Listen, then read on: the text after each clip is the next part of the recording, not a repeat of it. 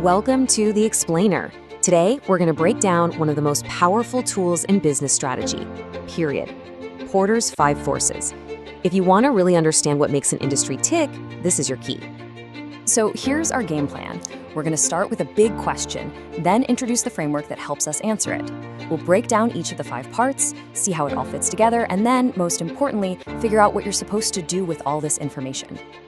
You know, whether you're a CEO, a startup founder, or even just an investor, you're facing the exact same challenge, trying to make sense of the competitive world you're operating in. It seems like a simple question, right? But answering it properly is everything. It's the first step to building a strategy that actually works. If you get this wrong, you're pretty much just flying blind. Think about it like this. You need more than a gut feeling to succeed. You need a reliable forecast, a real map to help you navigate the competitive weather out there, no matter how stormy it gets. And this, right here, is where Michael Porter's incredible framework comes into play. It is the map we've been looking for. It's the tool for analyzing any industry's structure and figuring out its potential for profit. At its heart, the whole idea is to figure out where the power lies in an industry. It helps us evaluate the competitive heat by systematically looking at 5 key pressures that shape literally every market, from making cars to selling coffee. And this image shows it perfectly. You've got these 4 big forces on the outside: new players, your customers, your suppliers, and other substitute products. See how they're all pushing inward, squeezing that central force? That's the rivalry among the companies already there. So let's unpack each one. Okay, let's kick things off with force number 1. And to make this super clear and concrete, we're going to use a simple example as we go, the local coffee shop business. So the big question here is, how hard is it for somebody new to just show up and start competing? For a coffee shop, the barriers are pretty low, right? That means the threat of new competition is high, and that's always putting pressure on your profits. Now compare that to, say, starting a new airline. The massive cost of planes and all the regulations creates sky-high barriers, so that force is much, much weaker. All right, next up, your customers.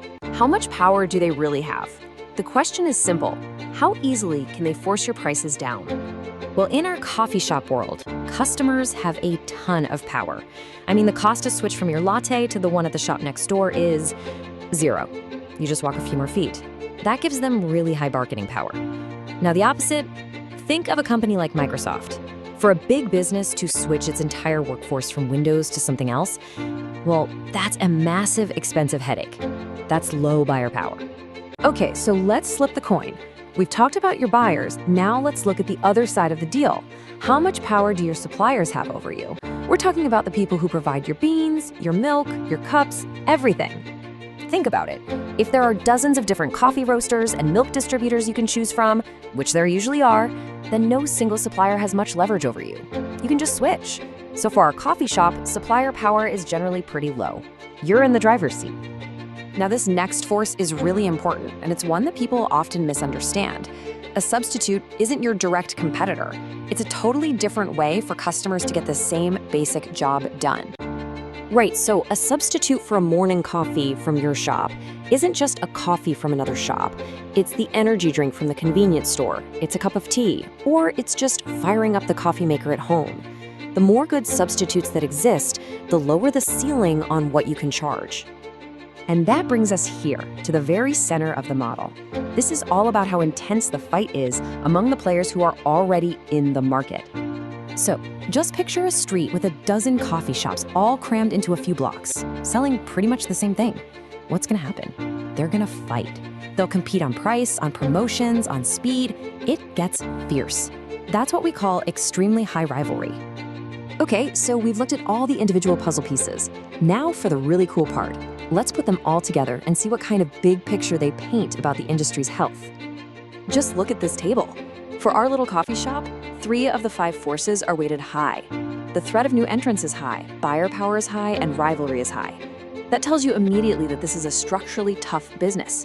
To win, you can't just sell coffee, you have to do more. You have to create an amazing experience to build loyalty. The analysis points you directly toward your strategy. And look, this whole analysis isn't just some academic exercise you do for fun. It's about turning what you've learned into action. It's about figuring out where you can build a defense against these forces, or even influence them, to carve out a profitable spot for yourself. And really, Porter himself said it best. This isn't about just accepting the industry the way it is. It's about finding or creating a strategic sweet spot where the forces pushing against you are at their weakest. So I'll leave you with this to think about. Use this map. Apply it to your own industry or one you're interested in. Figure out which single force holds the most power to shape its future, because understanding that is the absolute first step to getting ready for whatever comes next.